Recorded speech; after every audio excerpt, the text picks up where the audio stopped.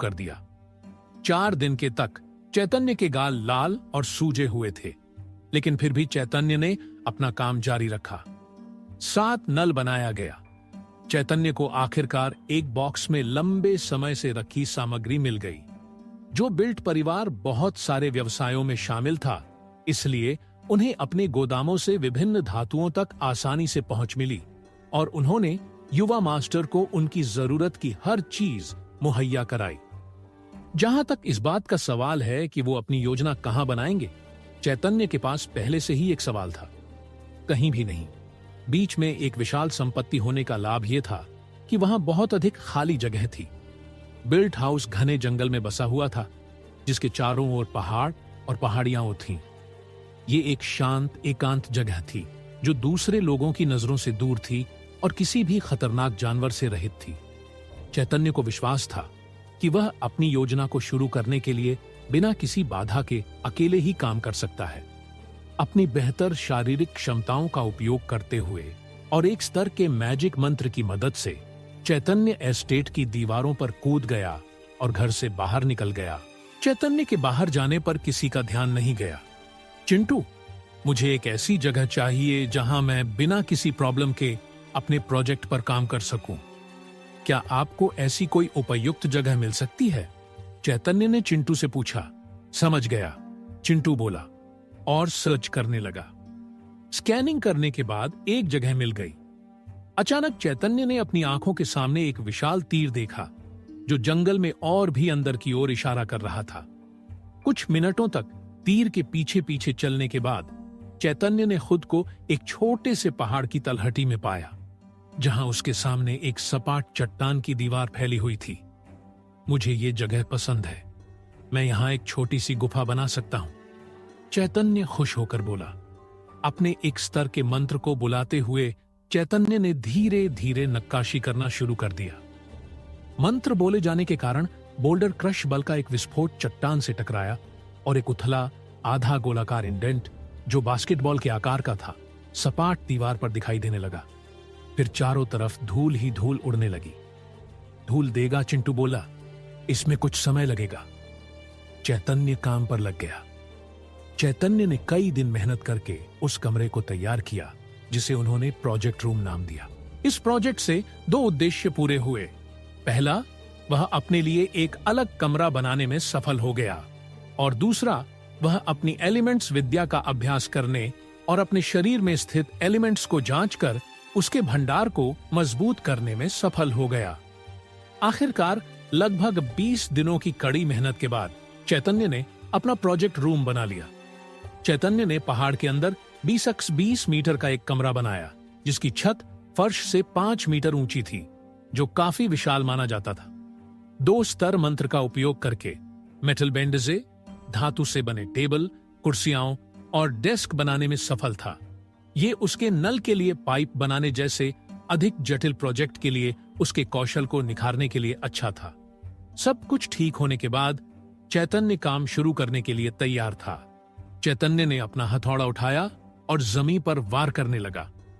Built house में हथौड़ों की तेज आवाज गूंज रही थी, जिससे दीवारों में कंपन हो रहा था और हर कोई चौंक गया। यहां तक कि रसोई में काम करने वाली नौकरानियां भी कंपन महसूस कर सकती थीं। वहां क्या हो रहा है? एक नौकरानी ने पूछा। यह युवा मास्टर है, बीरा ने उत्तर दिया। वह गुप्त रूप से कुछ कर रहा है। उसने कहा है कि कोई भी उसे परेशान न करे। नौकरानी बोली, यह शोर क्यों मचाया जा रहा है? यह खतरनाक लग रहा है। क्या हमें इसे रोक देना चाहिए? सर और मैडम पूरे 1 महीने तक वापस नहीं आएंगे, दूसरी नौकरानी बोली। नौकरानियों ने बेचैन नजरों से देखा और युवा मास्टर चैतन्य की हरकतों को लेकर चिंतित हो गई। हालांकि उनकी मां ने उन्हें शहर से बाहर रहने के दौरान चैतन्य जो चाहे करने की पूरी आजादी दे रखी थी, लेकिन नौकरानियों को नहीं लगा कि युवा चैतन्य कुछ ऐसा करेगा जिससे इतना हंगामा हो। चैतन्य के हथौड़े से किए गए वार के बाद ऐसा लग रहा था जैसे चैतन्य हवेली को ही नष्ट कर रहा है। तभी अचानक सन्नाटा छा गया। कुछ मिनटों के बाद चैतन्य रसोई घर में आया। सभी नौकरानियों की अजीब निगाहों से उसे घूरने लगी, क्योंकि धूल और कंक्रीट का मलबा उसके चेहरे और कपड़ों पर लगा हुआ था। कड़ी मेहनत कर रहे हैं या मुश्किल से काम कर रहे हैं। हाँ, सब एक दिन के काम में।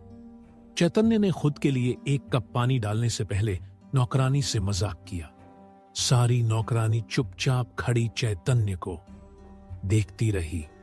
माथे से पसीना पोंछते हुए चैतन्य पानी के 2 घूंट भर लिए। खैर, आप सभी का दिन शुभ हो, ऐसा कहकर चैतन्य मुड़ा और वापस ऊपर अपने कमरे में चला गया और अपना रहस्यमयी छोटा सा प्रोजेक्ट जारी रखा, जिससे पूरा भवन एक बार फिर हिलने लगा। नौकरानियां तो अवाक रह गईं। चैतन्य का उत्साह इससे अधिक नहीं बढ़ सकता था। कुछ दिनों की कड़ी मेहनत के बाद चैतन्य अंततः अपना नल प्रोजेक्ट पूरा करने में सफल हो गया। अपने बाथरूम में कदम रखते ही उसने अपनी बनाई हुई चीज को निहारा। एक दीवार पर लगा हुआ एक साधारण नल। यह देखने में एक मुड़ी हुई पाइप जैसा लग रहा था, जिसके ऊपर एक साधारण लीवर लगा हुआ था। इस नल के नीचे एक छोटा कटोरा था, जिसके नीचे पाइप लगे थे जो नीचे की ओर जाता था। नीचे की ओर फर्श तक जाने वाली पाइपें हैं। आखिरकार सफलता का समय आ गया। चैतन्य ने नल का लीवर घुमाया। 1 सेकंड बाद पाइपों से गुड़गुड़ाहट की आवाज गूंजी और कुछ क्षणों के बाद पानी की पहली कुछ बूंदें सिंक में टपकी। फिर बूंदें धीरे धीरे एक पतली रेखा में बदल गईं और अंत में पानी की एक स्थिर मोटी धारा बन गई। मैंने ये कर दिखाया, चैतन्य खुशी से चिल्लाया। उसने सिंक से पानी उठाया और हंसते हुए अपने ऊपर छिड़क लिया। करीब 1 महीने की अथक मेहनत के बाद आखिरकार उसकी सारी मेहनत रंग लाई। इस कार्य को पूरा करने के लिए चैतन्य ने हवेली की छत पर एक बड़ी पानी की टंकी बनवाई थी। गुरुत्वाकर्षण और वायु दबाव के संयोजन का उपयोग करके उन्होंने ये सुनिश्चित किया कि टैंक के नीचे पाइप लगी हो तो पानी पाइपों के जरिए नीचे की तरफ बहेगा। बेशक फर्श और दीवारों पर पाइप बिछाना आसान नहीं था। उसे दीवार और फर्श के कुछ हिस्सों को तोड़ना पड़ा, जिससे कमरा और घर ऐसा लगने लगा जैसे किसी पागल ने उसे तबाह कर दिया हो। लेकिन इससे कोई फर्क नहीं पड़ा। यह उसकी पुरानी दुनिया में वापस आरामदायक जीवन जीने की दिशा में एक कदम था। इतना ही नहीं, यह इस दुनिया में एक टेक्निकल सफलता भी थी। युवा स्वामी, मुझे लगता है कि हमें शोर के बारे में बात करनी चाहिए, बीरा ने कहा। चैतन्य सीधे बीरा से भिड़ने के लिए बाथरूम की ओर चला गया। चैतन्य के पीछे जाकर जब बीरा ने कमरे के चारों ओर तबाही और धूल देखी तो उसने चैतन्य डांटने का इरादा किया, क्योंकि चैतन्य को घर को बर्बाद नहीं करना चाहिए। लेकिन तभी उसे बीरा को नल दिखाई दिया। उसमें से पानी अभी भी बह रहा था, मानो उन पाइपों के पीछे कोई उग्र नदी बह रही हो। बीरा अवाक रह गई, स्तब्ध रह गई। युवा मालिक, यह क्या है? बीरा ने चैतन्य से पूछा। चैतन्य मुस्कुराया। ओह, इसे नल कहते हैं। ये बस एक ऐसी चीज है जिसे मैंने शौक के तौर पर बनाया है। इसे आजमाना चाहोगे? बीरा को आश्चर्य हुआ, लेकिन वह अभी भी परेशान थी और झिझक रही थी।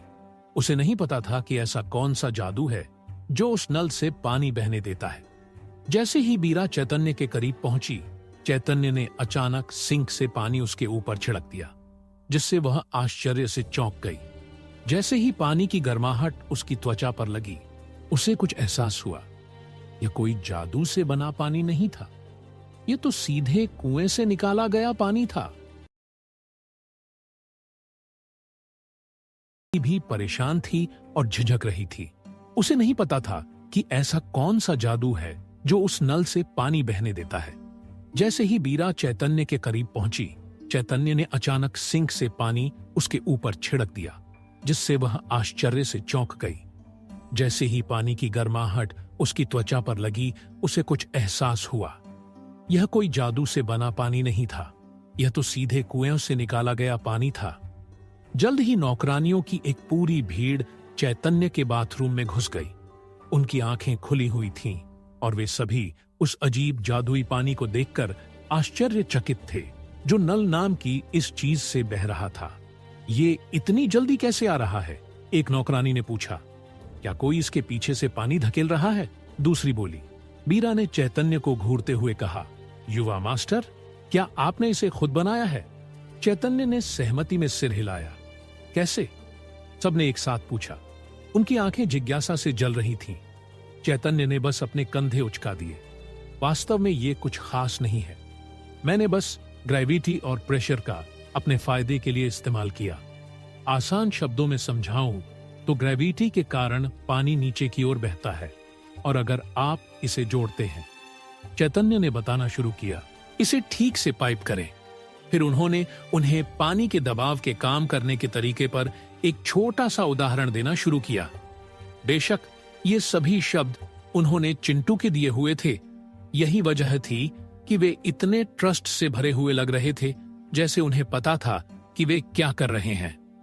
हालांकि नौकरानियों को इस बात का बिल्कुल भी अंदाजा नहीं था कि यह सारी नॉलेज चैतन्य को कहां से मिली है। और जब उन्होंने युवा चैतन्य की बातें सुनी तो वे उसकी स्मार्टनेस पर आश्चर्यचकित और हैरान हुए बिना नहीं रह सकीं। उन्होंने शुरू में सोचा कि नल जादुई है, लेकिन जब उन्होंने सुना कि यह कितना नॉर्मल और सिंपल है तो उन्हें विश्वास नहीं हुआ कि किसी ने पहले कभी इसके बारे में नहीं सोचा था। मास्टर चैतन्य, आप तो बहुत इंटेलिजेंट हैं। एक नौकरानी ने उनकी प्रशंसा की। हमें यह बात मैडम को तुरंत बता देनी चाहिए। उन्हें यह जानकर बहुत खुशी होगी कि वह न केवल दिखने में बल्कि दिमाग से भी बहुत तेज है। चैतन्य ने अपना हाथ उठाकर उन्हें तुरंत रोक दिया। मैं चाहूंगा कि आप मेरी मां को उनके घर आने से पहले इस बारे में न बताएं। मैं उनके काम में बाधा नहीं डालना चाहता। चैतन्य हवेली में बिना पाबंदी के अपना काम करने में सक्षम था। इसका एकमात्र कारण यह था कि उसके माता पिता काफी समय के लिए शहर से बाहर थे। उसे रोकने वाला कोई नहीं था। लेकिन अगर उसकी मां घर लौटी और उसने यह देखा तो उसे नहीं पता था कि वह कैसा रिएक्शन देगी। मास्टर चैतन्य, ये क्या है? एक नौकरानी ने सिंक के ठीक बगल में रखे लोहे के कटोरे को देखा। दीवार में लगे नल से थोड़ा पीछे ये बड़ा कटोरा फर्श में ही लगा हुआ था। इस कटोरे के अंदर पहले से ही पानी था, फिर भी इसके ऊपर कोई नल नहीं था। ओह, ये वॉशरूम, चैतन्य ने कहा। यही कारण था कि चैतन्य सबसे पहले घर में चलने वाले पानी चाहता था। इस दुनिया में अपने जीवन के 5 लंबे वर्षों तक चैतन्य को अपना सीक्रेट झाड़ियों के पीछे डिलीवर करना पड़ा, या इससे भी बदतर एक बर्तन में करना पड़ता था। वह यहाँ के लोग पहले से ही इस दुनिया में मल की हमेशा मौजूद रहने वाली बदबू के आदी थे, क्योंकि यह उनके लिए सिंपल बात थी। लेकिन चैतन्य के लिए, जो अपने पिछले जन्म में एक साफ सुथरी दुनिया में रहा था, उसके लिए ये एक टॉर्चर था। ऐसा तब तक था जब तक चैतन्य ने पाइपलाइन नहीं बना ली। फिलहाल वो एकदम परफेक्ट टॉयलेट नहीं बना पाया था, इसलिए सारा फ्लश किया गया पानी पाइपों के जरिए नीचे से होते हुए घर से कुछ दूर स्थित नदी में बह जाएगा। वो बाद में इसमें सुधार करने की प्लानिंग बना रहे थे, लेकिन फिलहाल यही काफी है। इससे क्या होता है? एक नौकरानी ने पूछा। ओह, मुझे पता है, ये पीने के लिए है ना? दूसरी नौकरानी बोली। चैतन्य ने तुरंत अपना सिरनामे हिलाया। नहीं, लेकिन मैं तुम्हें दिखाऊंगा।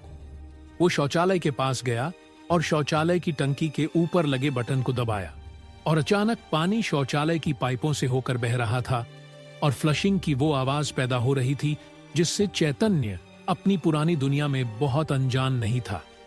लेकिन नौकरानियों ने कुछ अलग ही आवाज सुनी। उन्हें लगा कि ये आवाज किसी छिपे हुए राक्षस की गड़गड़ाहट जैसी थी, जिससे उन्हें लगा कि ये उस शौचालय के नीचे कहीं छिपा हुआ है। सभी नौकरानियां हैरान रह गईं और लगभग कमरे से बाहर कूद पड़ी।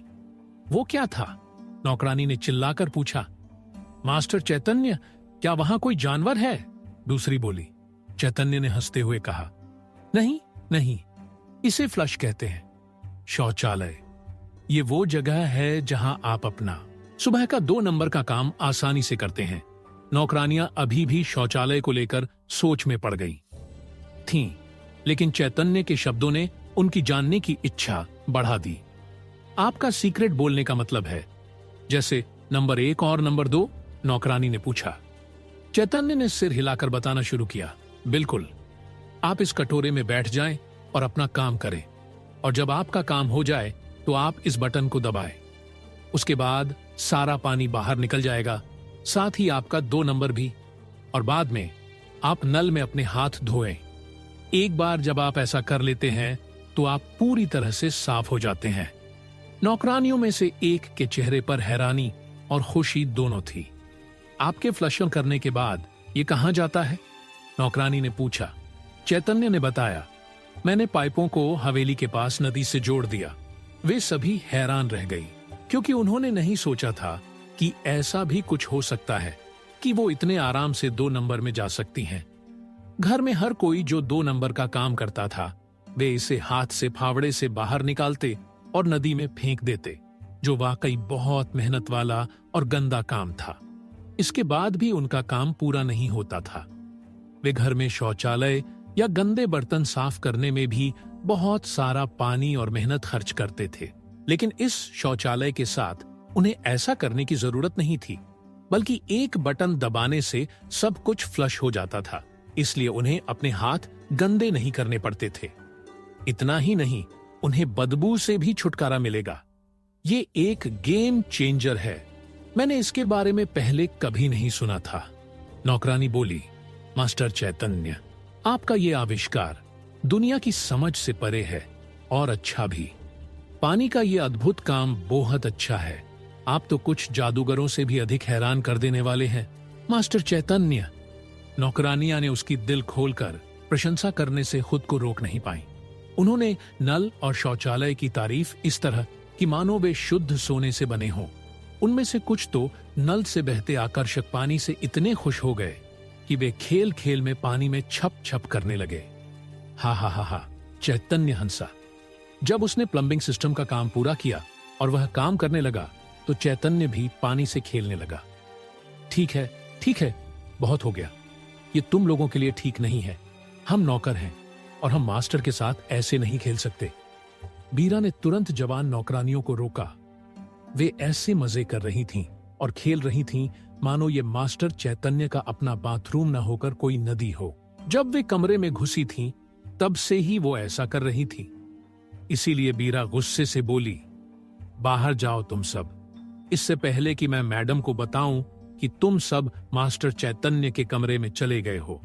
बीरा की बात सुनते ही सब नौकरानी के चेहरों पर घबराहट आ गई और नौकरानियों ने जल्दी से अपनी पीठ सीधी की और कमरे से बाहर भाग गईं। वे इस बात से पूरी तरह डर गईं कि कहीं मैडम उनसे जलन ना होने लगे। इस बात का ध्यान रखते हुए कि वे लाइन में रहें, बीरा भी उनके पीछे पीछे कमरे से बाहर चली गई। चैतन्य को अपने कठिन परिश्रम का फल भोगने के लिए अकेला छोड़ दिया गया। इस बात का ध्यान रखते हुए कि वे लाइन में रहे, बीरा भी उनके पीछे पीछे कमरे से बाहर चली गई। चैतन्य को अपने कठिन परिश्रम का फल भोगने के लिए अकेला छोड़ दिया गया। अगली सुबह नौकरानियों की चीख पुकार से बीरा चौंक कर जाग गई। क्या? बीरा तुरंत अपने बिस्तर से उठी और नौकरानी के कमरे के बाहर भागी। उसे डर था कि कहीं कोई भयंकर दुर्घटना न घट गई हो। लेकिन जब उसने नीचे एट्रियम की ओर देखा तो उसे वहां कोई नहीं दिखा। असल में वो खाली था और चारों तरफ सन्नाटा था, जो यहां की दुनिया में काफी डरावना था।